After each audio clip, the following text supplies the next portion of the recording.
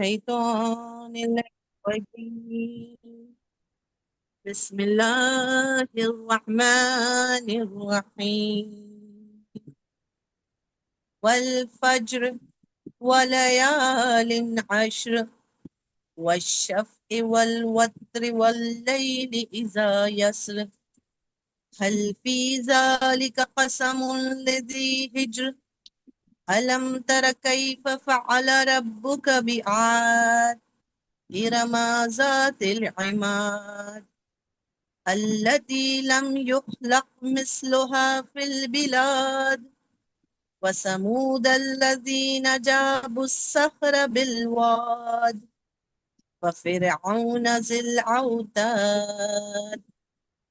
الذين طغوا في البلاد فأكثروا فيها الفساد فسب عليهم ربك صوت عذاب إن ربك لبالمرصاد فأما الإنسان إذا ما ابتلاه ربه فأكرمه ونعمه فيقول ربي أكرمن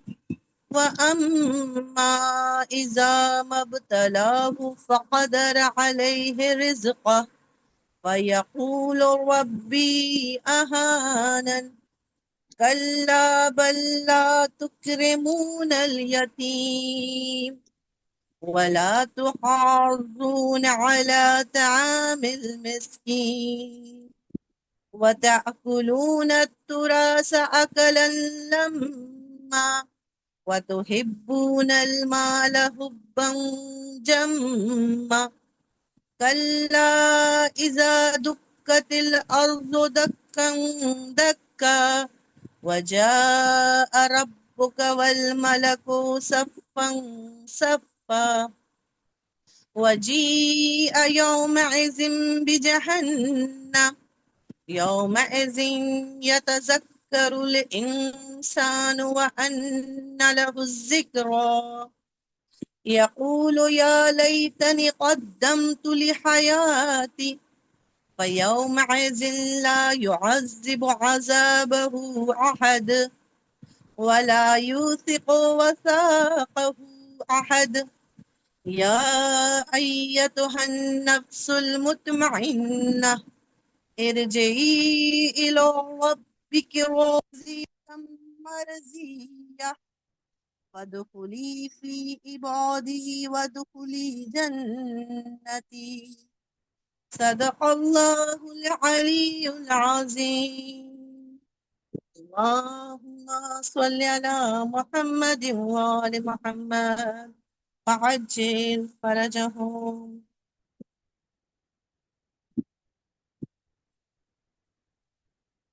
سلام کے لیے کون ہے؟ شروع کریے سلام.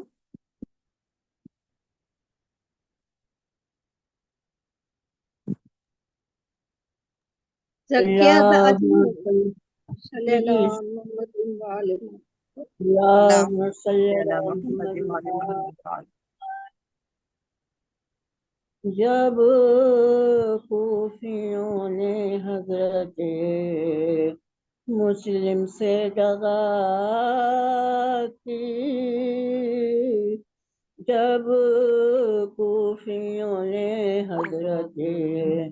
مسلم سے دغا کی، جو عہد کیا ایک نے اس پر نہ وفا کی شرم محمد سے حیا کی، مظلوم پر بے کس پر مسافر پر جفا کی، مظلوم پر بے کس پر مسافر پہ جفا کی، پانی نہ دمے مرد دیا تشنا دہن کو، کس ظلم سے ٹکڑے کیے وطن کو کس ظلم سے ٹکڑے کیا آوارہ وطن کو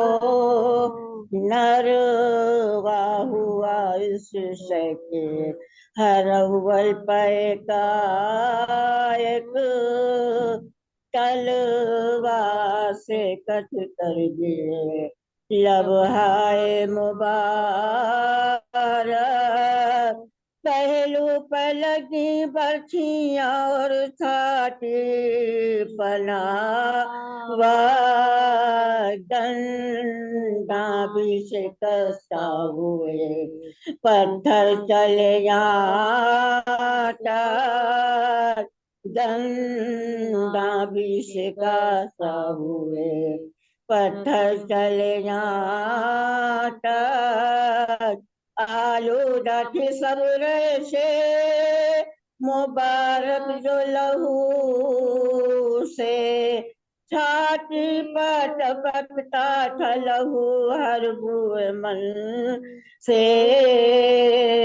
چھاتی پر ٹپکتا تھا لہو ہر بن منہ سے جب غش میں گرا خاک پر وہ بے کس ناچار آدھا نے کیا مسلم بے کس کو گرفتار اس زخمی کے بازو میں رسن باندھے ایک بار کوٹھے پر جدا کرنے کو سر لے گئے کفار کوٹھے پر جدا کرنے کو سر لے گئے کفار 100 ٹکڑے محمد کا ہوا دل بھیج گیا مارا گیا مسلم بھی ہوئے قتل پہ سر بھی مارا گیا مسلم بھی ہوئے قتل پہ سر بھی جب کوفیوں نے حضرت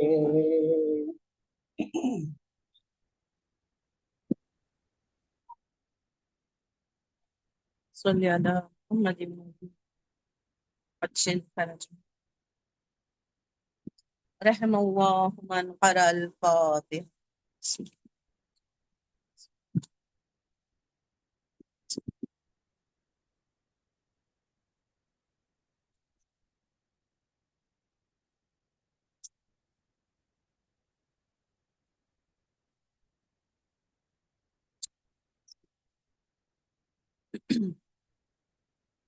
لا حول ولا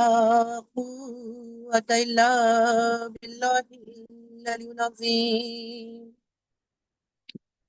أعوذ بالله من الشيطان اللعين الرجيم بسم الله الرحمن الرحيم الحمد لله رب العالمين الصلاة والسلام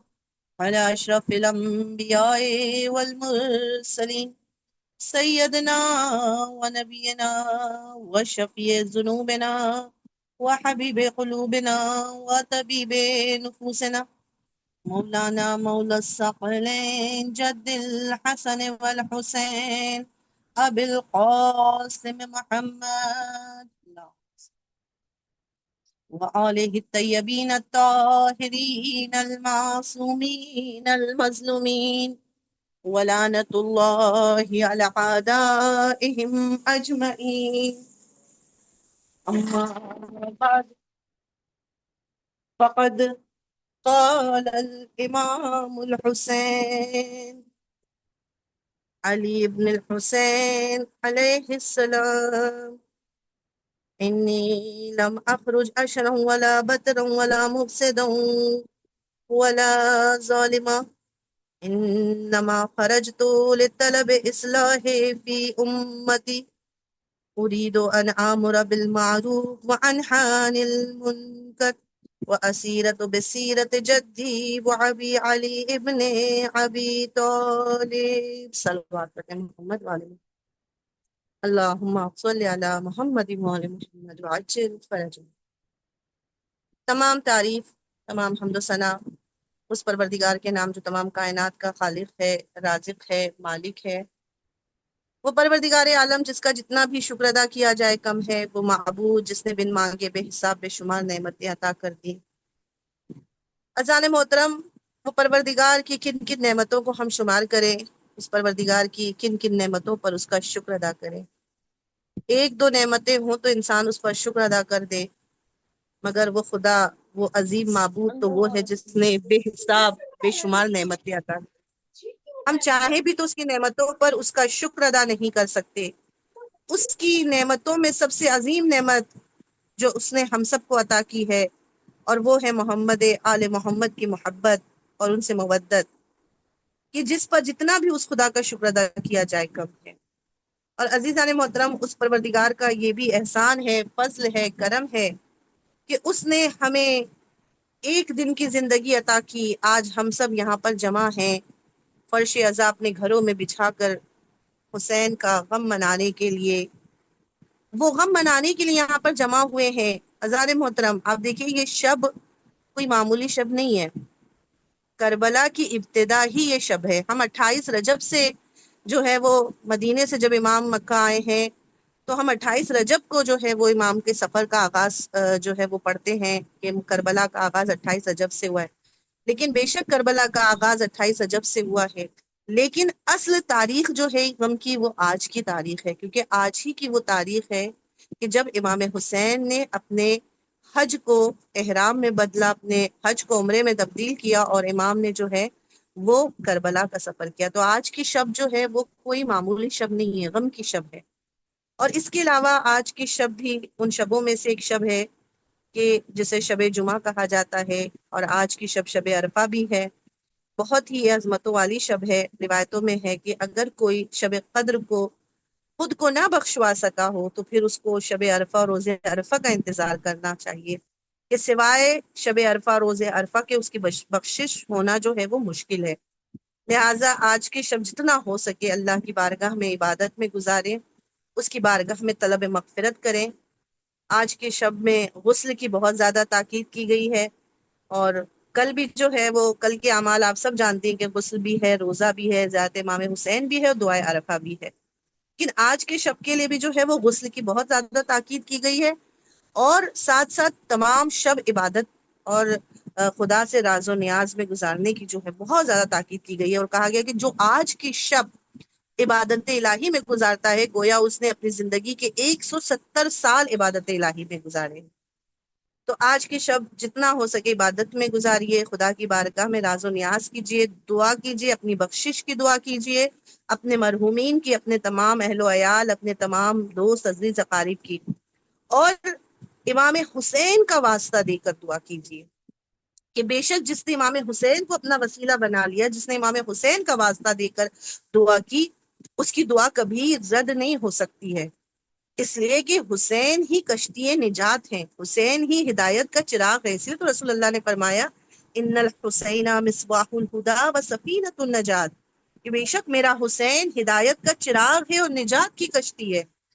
بس جس کو ہدایت چاہیے اسے حسین کے پاس آنا ہوگا، جسے نجات چاہیے اسے حسین کی کشتی میں سوار ہونا ہوگا۔ بے شک ہمارے تمام ائمہ معصومین نجات کی کشتی ہیں، لیکن وہی معصومین فرماتے ہیں کہ کلہم سفینۃ النجات ولکن سفینۃ الحسین اوسع واسرع، کہ بے شک ہم سب سفینہ نجات ہیں، لیکن حسین کا سفینہ ہم سب سے کہیں زیادہ وسیع ہے اور ہم سب سے کہیں زیادہ تیز ہے۔ یعنی جو اس سفینے میں سوار ہو جائے گا اسے یقیناً اور بہت جلد نجات مل جائے گی، اور بہت تیزی سے نجات مل جائے گی۔ تو اب سوال یہ ہے کہ کیوں امام حسین کو یہ مقام ملا ہے؟ ہمارے اور بھی امام معصوم ہیں، اور بھی ہمارے امام کو اللہ نے جو ہے وہ عصمت کے درجے سے نوازا ہے، لیکن امام حسین کو یہ صرف مقام کیوں ملا ہے؟ تو عزیزان محترم، آپ سب جانتی ہیں اس کا جواب یہی ہے کہ امام حسین نے جس طرح سے قربانی دی ویسی قربانی کسی نے نہیں دی۔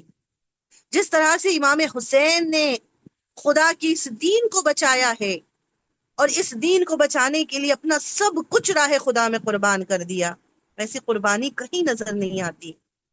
کہ آپ دیکھیں سب سے بڑی قربانی جو امام حسین نے دی ہے اس دین کو بچانے کے لیے، کہ اپنے نانا کا وطن، اپنے نانا کے شہر کو تک چھوڑ دیا۔ آپ سب جانتی ہیں ہر انسان کو اپنے وطن سے بے پناہ محبت ہوتی ہے، اور انسان چاہتا یہ کہ دنیا میں زندگی کہیں بھی گزارے لیکن اپنی آخری عمر جو ہے اپنے وطن میں آ کر گزارے، اپنے وطن میں آ کر وہ زندگی کے آخری ایام گزارے۔ اور ہم تاریخ میں دیکھتے ہیں کہ امام حسین اپنی زندگی کے آخری ایام ہیں اور نانا کا وطن چھوڑ کر جا رہے ہیں۔ تو سب سے پہلے یہاں پر چونکہ مجھے کہا گیا تھا کہ اس موضوع پر ہی میں پڑھوں کہ امام حسین نے کیوں مکہ کو جو ہے وہ ترک کیا، یعنی مکہ کو کیوں چھوڑا امام حسین نے، جبکہ مدینے سے امام مکے آئے تھے، لیکن مکے کو کیوں چھوڑا۔ تو سب سے پہلے ہم ابتدا سے گفتگو کریں گے کہ سب سے پہلے یہ کہ امام نے وطن کیوں چھوڑا۔ سوال یہی ہے کہ امام حسین نے وطن کیوں چھوڑا۔ اس لیے کہ یزید نے بیعت کا مطالبہ کر لیا تھا، یعنی اگر یزید بیعت کا مطالبہ نہ کرتا تو کیا امام حسین مدینہ نہیں چھوڑتے؟ اذان محترم، اس کا جواب یہی ہے کہ بے شک امام حسین نے جو نانا کا وطن چھوڑا ہے وہ فقط اس لیے نہیں کہ یزید نے بیعت کا مطالبہ کیا، اور اگر یزید بیعت کا مطالبہ نہ کرتا تو امام وطن نہ چھوڑتے، ایسا نہیں تھا، بلکہ امام تب بھی اپنے وطن کو چھوڑتے اگر بیعت کا مطالبہ نہیں کرتا، کیونکہ امام حسین دیکھ رہے تھے کہ کون اس وقت تخت حکومت پر بیٹھا ہے۔ امام جانتے تھے کہ یزید اب اس تخت حکومت پر بیٹھ گیا ہے اور اب اسلام کا خاتمہ نزدیک ہے، اب اسلام کا یہ درخت جو اتنی جو ہے اس طرح سے پروان چڑھایا گیا ہے، اب یہ اسلام کا درخت جو ہے وہ نابود ہو جائے گا۔ اس لیے امام جانتے تھے کہ اگر قیام نہ کریں گے، اگر شہید نہ ہوں گے تو یہ اسلام نابود ہو جائے گا۔ اور دوسری طرف امام کو یہ بھی معلوم تھا، چونکہ وہ دور جو ہے وہ سوشل میڈیا کا دور نہیں تھا، آپ سب جانتے ہیں، ابھی لوگوں کو معاویہ کے مرنے کی اطلاع نہیں ہوئی تھی، لوگ یزید کے کاموں سے ابھی باخبر نہیں تھے، کیونکہ جو شام میں رہنے والے تھے وہی جانتے تھے یزید کیسا ہے، لیکن اور لوگوں کو ابھی خبر نہیں تھی یزید کیسا ہے، اس لیے کوئی یزید کی مخالفت میں بھی نہیں کھڑا ہوا۔ اس لیے امام نے دیکھا کہ اب سوائے مدینے سے خارج ہونے کے اور کوئی راستہ نہیں ہے۔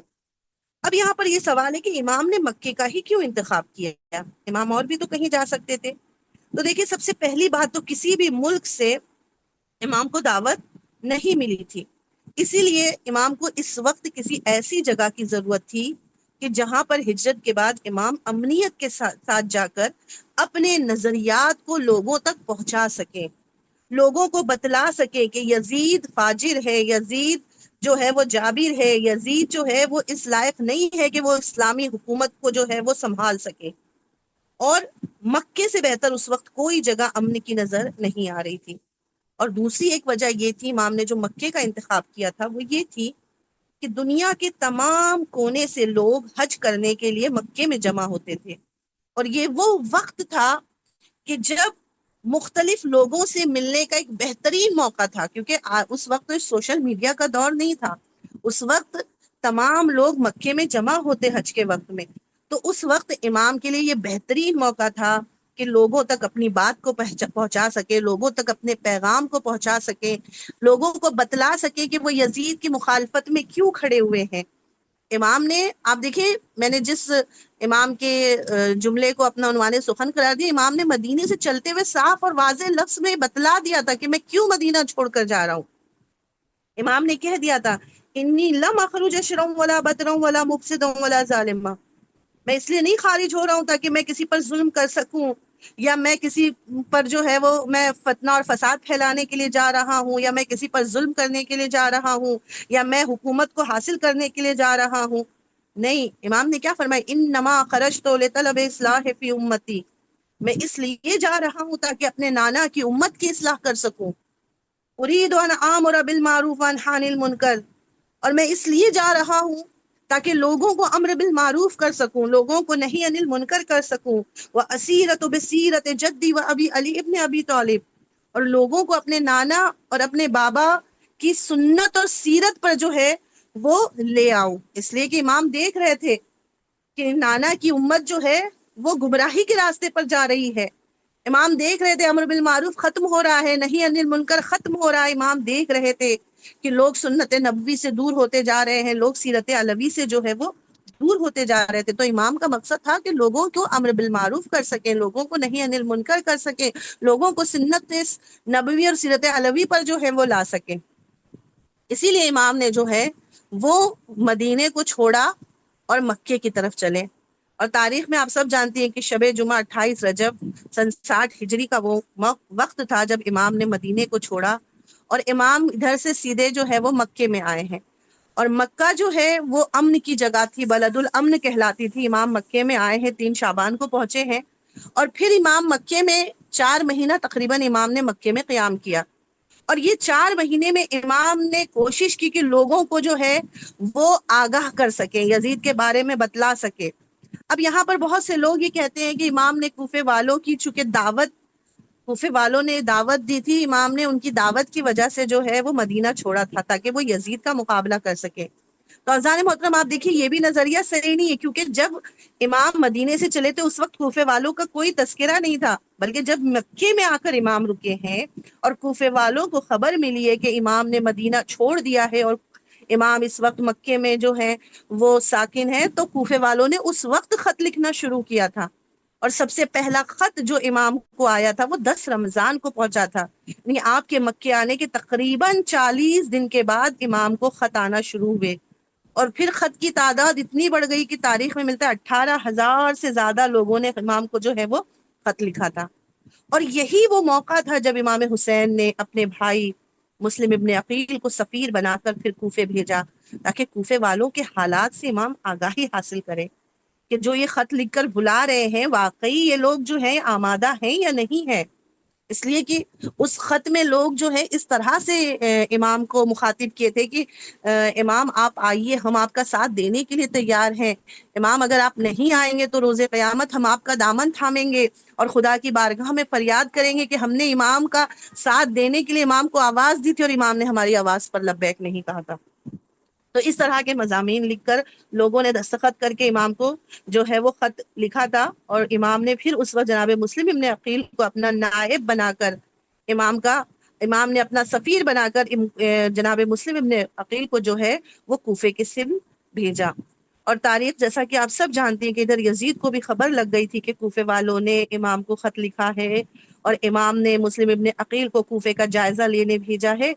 بس اس نے بھی فوراً حکم دیا، راتوں رات یزید نے کوفے کے گورنر کو تبدیل کر دیا اور عبید اللہ ابن زیاد کو کوفے کا گورنر بنا دیا گیا۔ عبید اللہ ابن زیاد کون ہے؟ جو سرسخت ترین دشمن اہل بیت تھا۔ عبید اللہ ابن زیاد وہ ہے جو اہل بیت کا سب سے زیادہ سخت ترین دشمن تھا، اور اتنا زیادہ ظالم و جابر تھا کہ لوگ اس سے بہت زیادہ خوفزدہ تھے، لوگ اس سے بہت زیادہ ڈرتے تھے۔ اور ابن زیاد جب وہ کوفے میں آیا ہے تو ایسی اس کی ہیبت تھی، ایسا اس کا رعب تھا، اور آنے کے بعد اس نے جس طرح سے لوگوں کو ڈرایا ہے، وقت میں اتنی گنجائش نہیں کہ میں ان تمام چیزوں کو، ان تمام پہلوؤں کی طرف اشارہ کروں، کہ وہی 18,000 لوگ جنہوں نے خط لکھ کر امام حسین کو بلوایا تھا، اور جناب مسلم جو ہے وہ کوفے میں آئے تھے، اور جناب مسلم کے پیچھے نماز ظہر میں صف بستہ یہ لوگ کھڑے تھے، اور تاریخ کہتی ہے شام ہوتے ہوتے یہ پوری مسجد خالی ہو گئی تھی سوائے چند لوگوں کو۔ تو امام نے کوفے والوں کی دعوت پر قیام نہیں کیا، بلکہ امام جتنے دن مکے میں تھے امام آہستہ آہستہ لوگوں کو قیام کے لیے آمادہ کر رہے تھے۔ لہذا بار بار آپ اپنے خطبے میں بھی یہی فرماتے تھے کہ الا ترون ان الحق لا يعمل به وان الباطل لا يتناهي عنه۔ امام کہتے تھے، جوانوں سے خاص کر امام مخاطب ہوتے تھے کہ تم نہیں دیکھ رہے ہو کہ حق پر عمل نہیں ہو رہا ہے؟ کیا تم نہیں دیکھ رہے ہو کہ باطل کو کس طرح سے جو ہے وہ سامنے پیش کیا جا رہا ہے؟ تو امام لوگوں کو حق اور باطل کا جو ہے وہ راستہ دکھلا رہے تھے کہ کون حق پر ہے کون باطل پر ہے، تاکہ لوگ جو ہیں وہ حق کے لیے کھڑے ہو جائیں۔ اب یہاں پر یہیں سے اب دیکھیے آہستہ آہستہ جب امام لوگوں کو قیام کے لیے آمادہ کر رہے تھے، تو یزید نے جب کو پتا چلا کہ حسین کے اطراف میں بہت سے لوگ جمع ہونے لگے، تقریباً 1000 سے زیادہ لوگ امام حسین کے اطراف میں جمع ہو گئے تھے، امام کا ساتھ دینے کے لیے مکے میں اکٹھا ہو گئے تھے، بس اس نے بھی بس اب یہیں سے منصوبہ بنا لیا کہ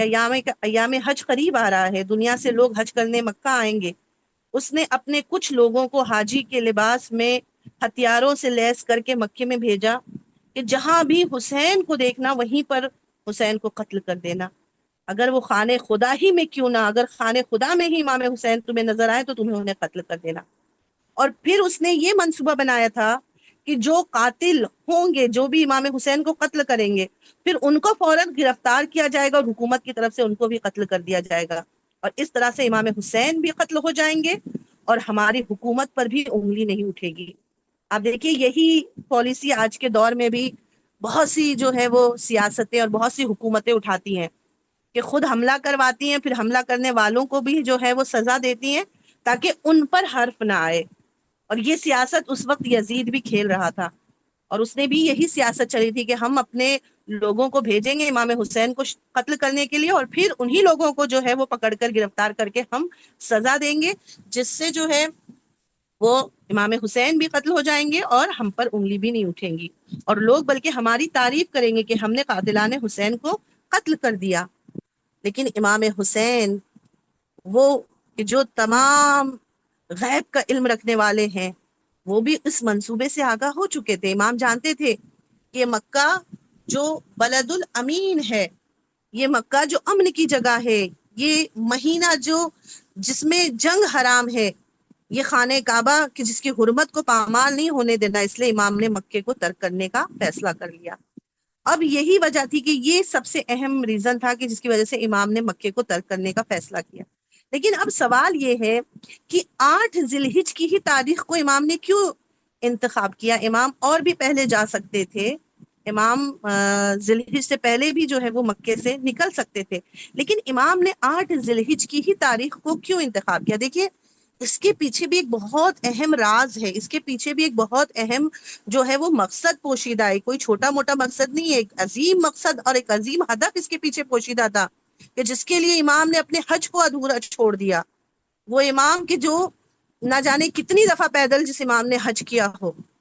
لیکن ایک ایسا اہم مقصد اس کے پیچھے پوشیدہ تھا کہ امام نے اس مقصد کو جو ہے وہ انجام دینے کے لیے اپنے حج کو ادھورا چھوڑا اور اپنے حج کو جو ہے وہ عمرے میں تبدیل کیا اور پھر کوفے کی سمت حرکت کرنے کا ارادہ کیا تاکہ اس طرح سے اس اہم پیغام کو دوسروں تک منتقل کیا جا سکے۔ اور وہ پیغام کیا تھا، وہ ہدف کیا تھا، وہ مقصد کیا تھا؟ امام موسیٰ صدر جو ہے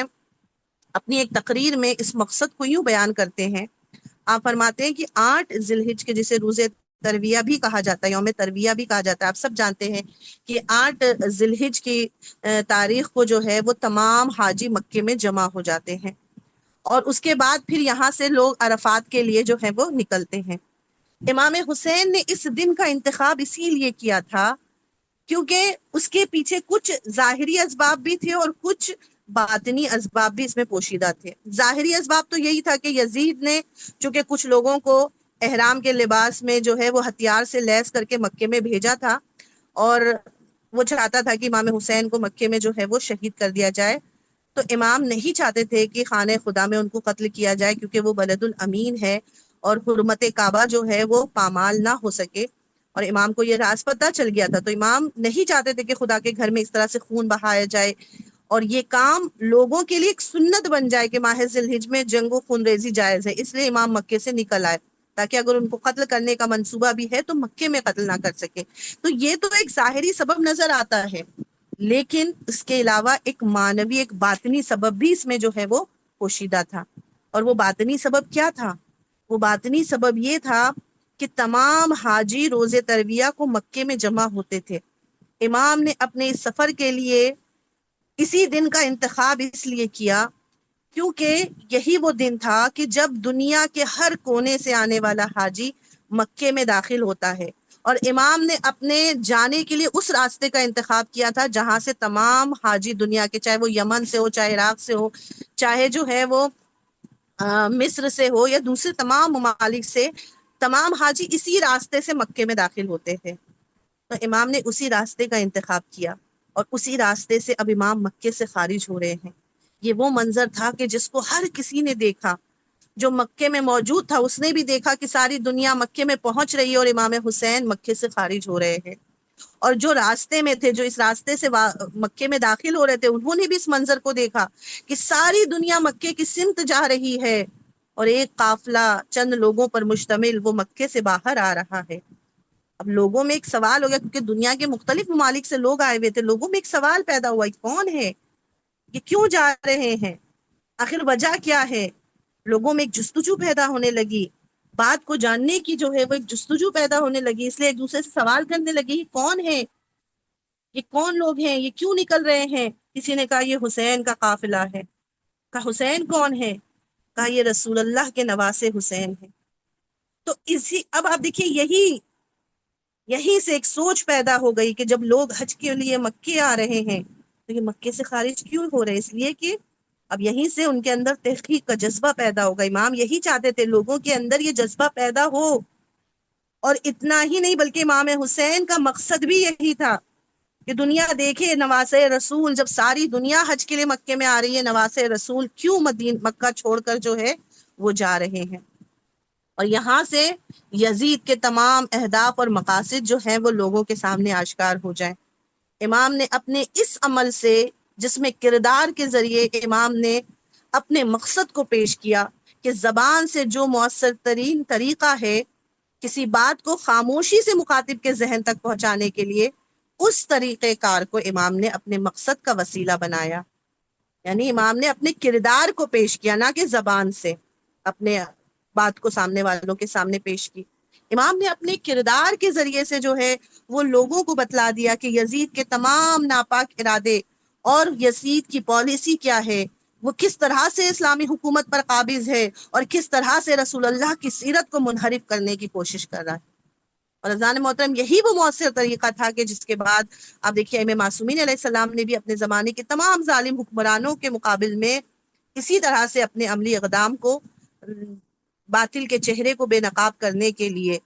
یا ان کی جھوٹے نقابوں کو کھینچ کر قیامت تک کے لیے جو ہے ہمارے تمام امام معصومین نے بے نقاب کرنے کے لیے اسی راستے کو اپنایا تھا۔ اور امام نے اس راستے کو اسی لیے اپنایا کہ 8 ذی الحج کا دن امام نے اسی لیے منتخب کیا تھا۔ اور بس میں اپنی گفتگو کو سمیٹتے ہوئے کہ ایک اور اہم مقصد تھا امام کا، اور وہ یہ تھا کہ امام ناخالص لوگوں میں سے خالص اور لائق اصحاب کو جدا کرنا چاہتے تھے۔ آپ دیکھیے امام حسین جس وقت مکے میں تھے، 4 مہینے کا عرصہ امام نے مکے میں جو گزارا، امام حسین کے ہمراہ اس وقت ہزاروں لوگ جمع ہو چکے تھے، لیکن امام جانتے تھے کہ یہ لوگ شہادت کی لیاقت نہیں رکھتے ہیں، یہ لوگ صرف دنیا کے حصول کے لیے یہاں آئے ہیں، یہ لوگ وہ ہیں جو صرف حکومت چاہتے ہیں، یہ لوگ ہیں جو صرف دولت چاہتے ہیں، اور اسی لیے امام کے ہمراہ تھے۔ لہٰذا امام چاہتے تھے کہ ان تمام لوگوں تک یہ بات پہنچ جائے کہ یہاں معاملہ حکومت کا نہیں ہے، یہاں معاملہ شہادت کا ہے، یہاں معاملہ اسیری کا ہے۔ اس لیے روایت کہتی ہے کہ جب امام مکے سے چلے ہیں تو بہت سے لوگ یہیں سے کٹنے لگے، اور کربلا پہنچتے پہنچتے فقط خالص اور پاکیزہ 72 افراد ہی باقی رہ گئے، اور یہی وہ اصحاب تھے کہ جن کے لیے امام نے فرمایا تھا کہ جیسے صحابی مجھے ملے، نہ میرے نانا کو ملے تھے، نہ میرے بابا کو ملے تھے، نہ بھیا حسن کو ملے تھے۔ اذان گرامی روز عاشورہ یہی 72 افراد تھے جنہوں نے اپنی جان اپنے مولا پر قربان کر دی۔ اور میں کہوں گی کہ ان 72 افراد نے، ان خالص افراد نے جو چلے تھے صرف اور صرف آن کر دی، اور جن کا نام شہدائے کربلا میں شمار ہوتا ہے، انہی شہدائے کربلا میں سے آج ایک ایسے شہید کا ذکر کرنا ہے، آج ایک ایسے شہید کی شہادت کی تاریخ ہے کہ اگر کہوں کہ کربلا کا سب سے پہلا شہید یہ تھا تو غلط نہ ہوگا۔ حاضرین محترم،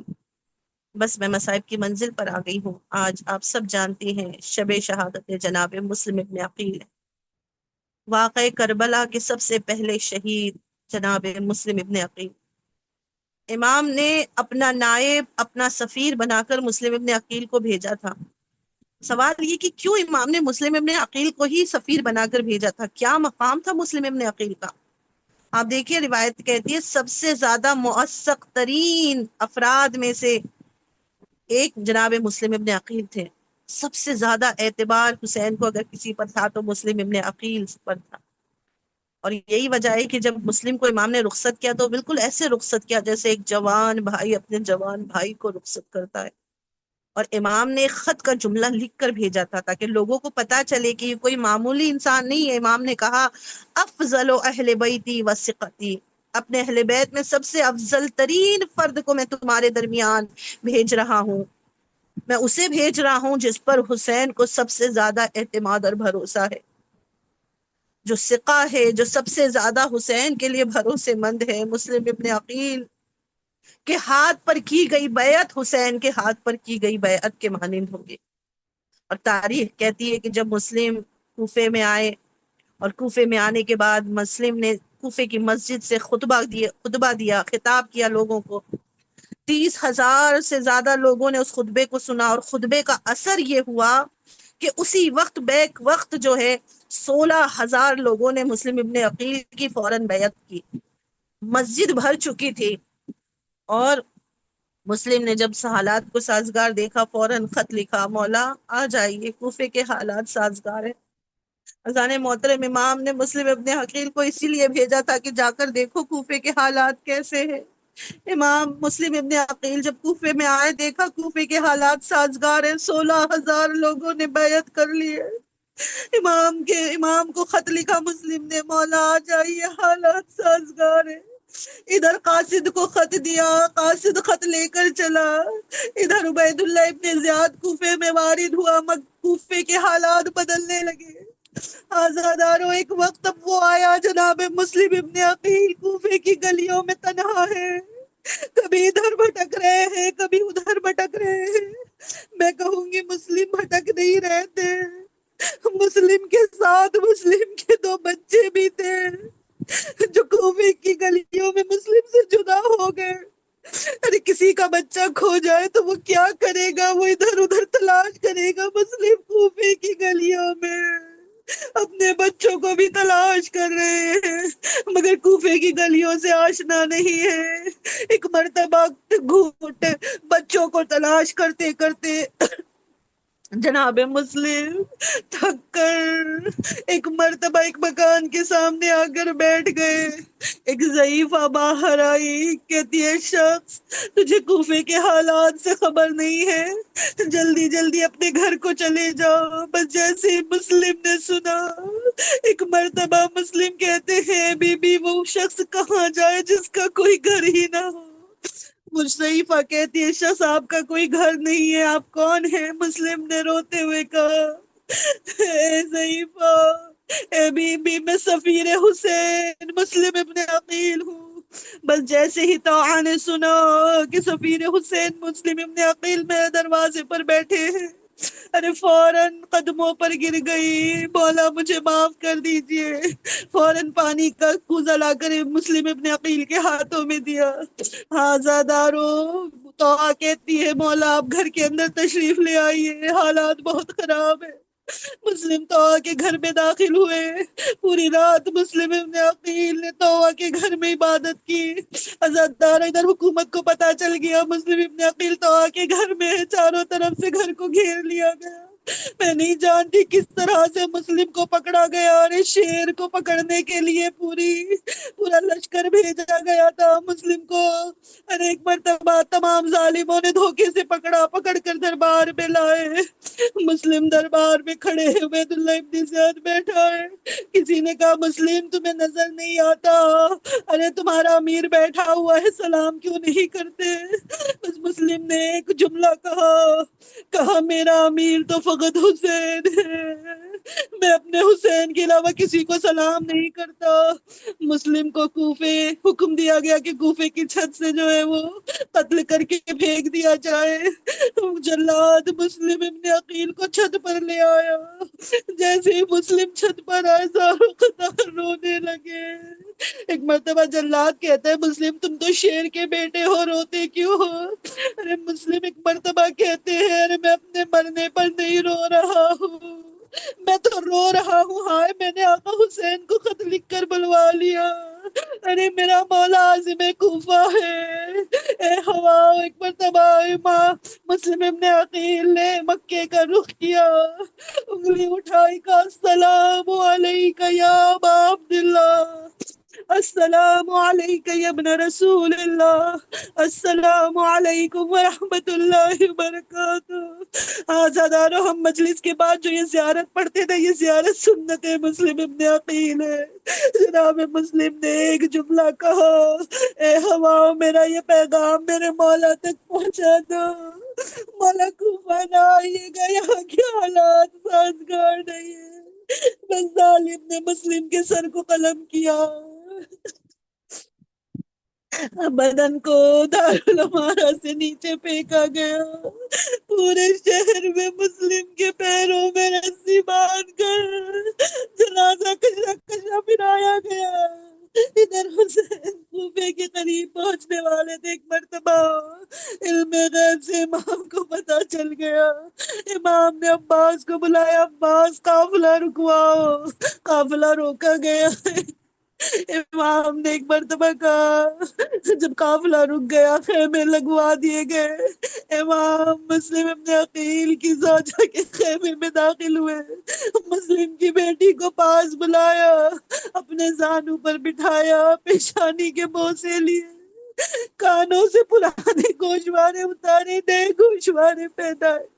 عزادارو، جیسے امام نے گوشوارے بدلے، اہل بیت کے گھرانے کی بچی تھی، سمجھ گئی، ایک جملہ کہتی ہے، چچا چچا آپ ایسے کیوں پیار کر رہے ہیں، ایسے تو یتیموں سے پیار کیا جاتا ہے۔ بس عزادارو، یہ منظر سکینہ بھی وہاں بیٹھی دیکھ رہی تھی۔ سکینہ کے بھی ذہن میں یہی بات تھی، جب کوئی یتیم ہوتا ہے اسے ایسے ہی پیار کیا جاتا ہے۔ عزادار اب سمجھ میں آیا آخری وقت میں سکینہ نے کیوں خواہش کی تھی۔ جب حسین مقتل میں جانے لگے، سکینہ نے ایک جملہ کہا تھا، بابا بابا آخری بار ایسے پیار کر لو جیسے یتیموں سے پیار کیا جاتا ہے۔ بس حسین نے سکینہ کی آستینوں کو چاک کیا، گریبان چاک کیا، ایک مٹھی گرم خاک سکینہ کے بالوں میں ڈالی۔ سکینہ گھبرا گئی، بابا یہ تو انداز ہے محبت نہیں، یتیموں سے پیار کرنے کا۔ بس حسین تڑپ گیا، آواز دی، اے میری لال، یہ کربلا ہے، یہاں یتیموں سے ایسے ہی محبت کی جاتی ہے۔ اے سکینہ، جب رخسار پر تماچے مارے جائیں سمجھ جانا یتیم ہو گئی۔ اے سکینہ، جب پشت پر تازیانے مارے جائیں سمجھ جانا یتیم ہو گئی۔ آزادارو، واقع کربلا کے بعد جب یہ قافلہ، اسیروں کا قافلہ کوفے میں وارد ہوا ہے نا، 13 محرم کا دن تھا، یہ قافلہ کوفے میں وارد ہوا ہے۔ ایک مرتبہ جناب زینب کی نگاہ لاش مسلم پر پڑی، سر مسلم پر جناب زینب کی نگاہ پڑی، دیکھا دارالعمارہ سے سر مسلم لٹکا ہوا ہے۔ زینب نے ایک مرتبہ شرم سے سر کو جھکا لیا۔ زوجہ مسلم ایک مرتبہ آگے بڑھی، اولاد والی ماں، بس جملہ میں نے ختم کیا، مجلس تمام۔ زوجہ مسلم آگے بڑھ کر ایک جملہ کہتی ہے، والیو وارث صاحب پر میرا سلام۔ اے والیو وارث، 2 بچے اپنے ساتھ لے گئی تھی جسے میں نے اپنے آقا حسین پر قربان کر دیا۔ اے والیو وارث، نہیں پوچھوں گی آپ کو کیسے شہید کیا گیا، کیونکہ حسین فاطمہ کے لال کو کربلا میں بھوکا اور پیاسا شہید کر دیا گیا۔ اے والیو وارث، میں نہیں پوچھوں گی آپ کو پانی ملا تھا یا نہیں، لیکن بس ایک سوال کا جواب دے دیجئے، میرے 2 بچے جو آپ کے ہمراہ آئے تھے، ارے ان بچوں کی کوئی خبر مجھے دے دیجئے، ماں کا دل اپنے بچوں کے لیے تڑپ رہا ہے۔ الا لعنت اللہ علی القوم الظالمین، انا للہ و انا الیہ راجعون۔ اذن بقضائه تسلیما لعبده، ماتم حسین۔ حسین حسین حسین حسین حسین حسین حسین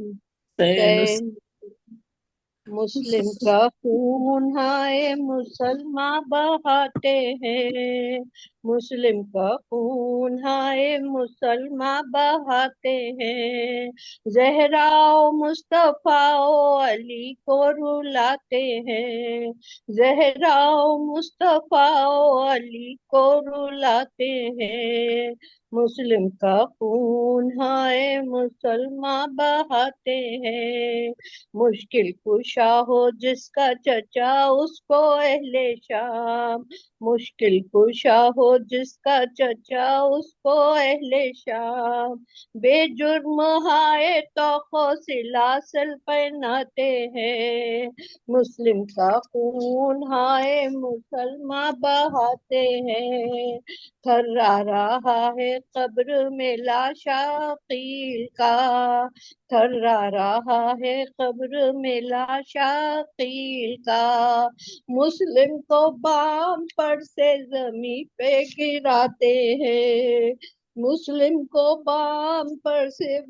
زمین پر گراتے ہیں، مسلم کا خون ہائے مسلمان بہاتے ہیں، مسلم کی بیٹی کہتی ہے رو کر حسین سے، مسلم کی بیٹی کہتی ہے رو کر حسین سے،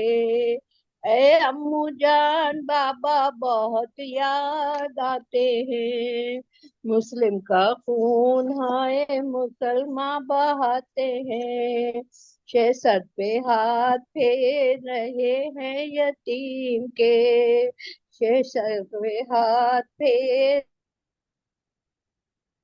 رہے ہیں یتیم کے،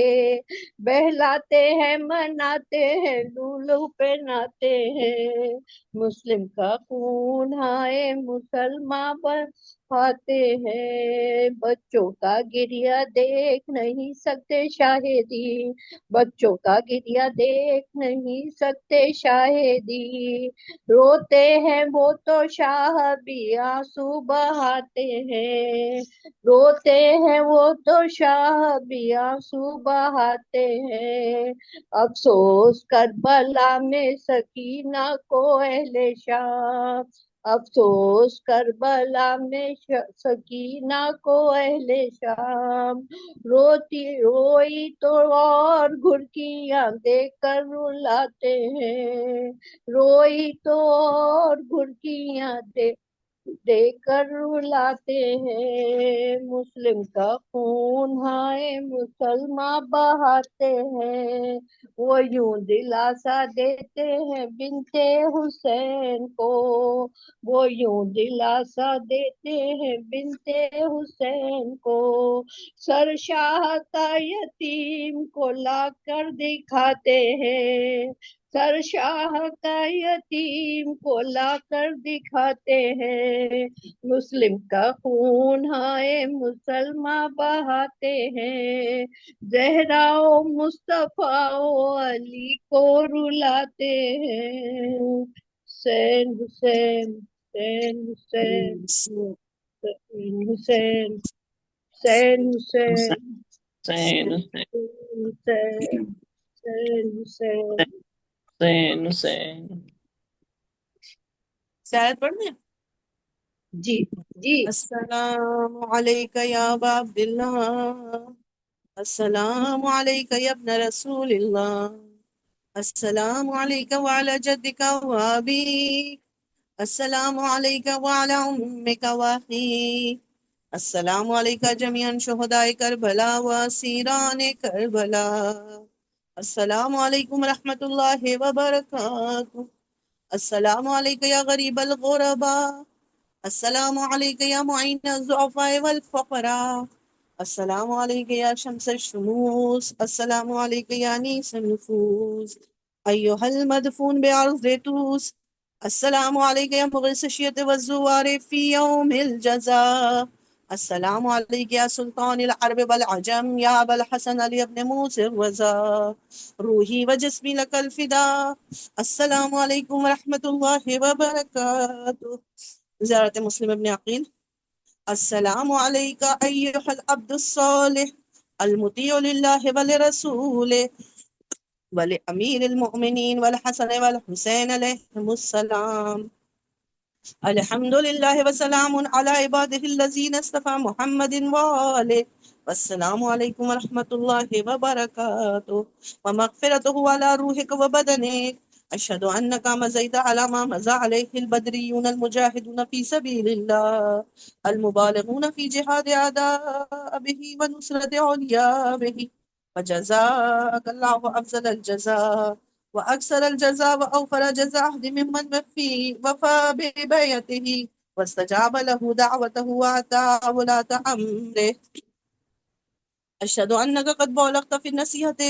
وأتيت غاية المجهود حتى بأسك الله في الشهداء وجعل روحك مع أرواح السعداء وأتاك من جنان أفسحها منزلا وأفسلها غرفا ورفع ذكرك في الإلين وحشرك مع النبيين والصديقين والشهداء والصالحين وحسن أولئك رفيقا. أشهد أنك لم تهن ولم تنكل وأنك قد مزيت على بصيرة من أمرك مقتديا بالصالحين ومتبعا للنبيين، فجمع الله بيننا وبينك وبين رسوله وأوليائه في منازل المقبتين وإنه أرحم الراحمين. السلام عليك يا صاحب العصر والزمان، الأمان الأمان الأمان من فتن الزمان. السلام عليك يا شريك القرآن، السلام عليك يا مظهر الإيمان، السلام عليك يا إمام الإنس والجان، السلام عليك يا إمام زماننا هذا، أجل الله تعالى فرجك وسهل الله تعالى مخرجك وظهورك إن شاء الله. السلام عليكم ورحمة الله وبركاته. اللهم صل على محمد وعلى محمد وعجل فرجهم وفرجنا بهم. ایک مرتبہ سورہ الحمد اور 3 مرتبہ سورہ اخلاص کی تلاوت کر کے تمام 4 معصومین کی خدمت میں اور تمام شہدائے کربلا، اسیران کربلا، بالخصوص جناب مسلم بن عقیل کی خدمت میں جو ہے وہ بخش دیجیے.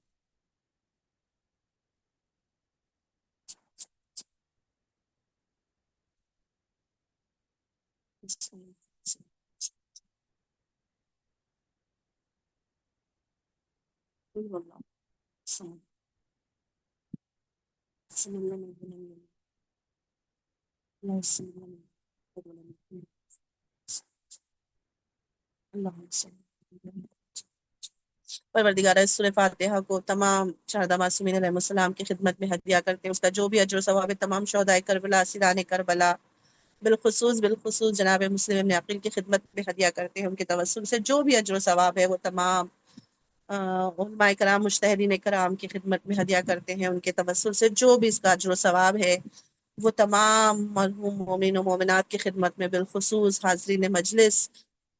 کے مومن کے مرحومین کی خدمت میں اور ہمارے تمام گروپ کے ممبران کے مرحومین کے خدمت میں جو ہے وہ اس سورہ فاتحہ کے ثواب کو بخشتے ہیں. پروردگارہ بحق محمد اور آل محمد کے ہمارے مرحومین کی مغفرت فرما، انہیں جوارے میں معصومین میں جگہ عنایت فرما. پروردگارہ بحق محمد اور آل محمد کے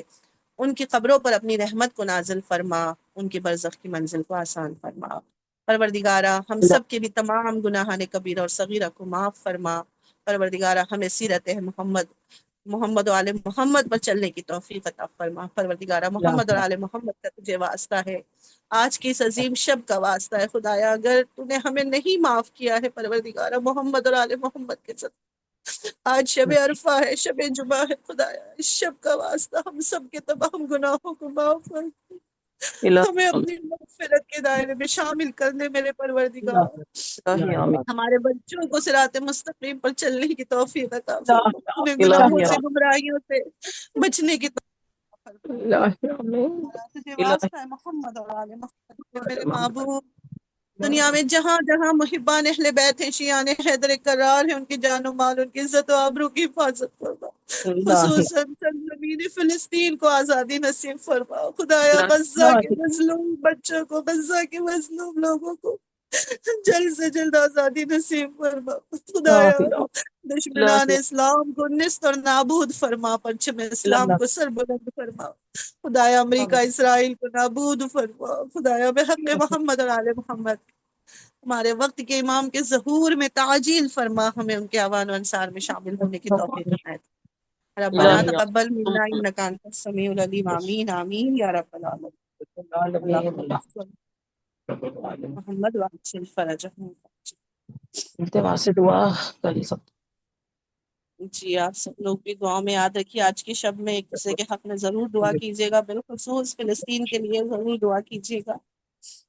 انشاءاللہ. سب کی حاجتوں کو پوری فرمائے انشاءاللہ. انشاءاللہ التماس سے دعا. چلیے، خدا حافظ، فی امان اللہ. خدا حافظ. بہت آجی.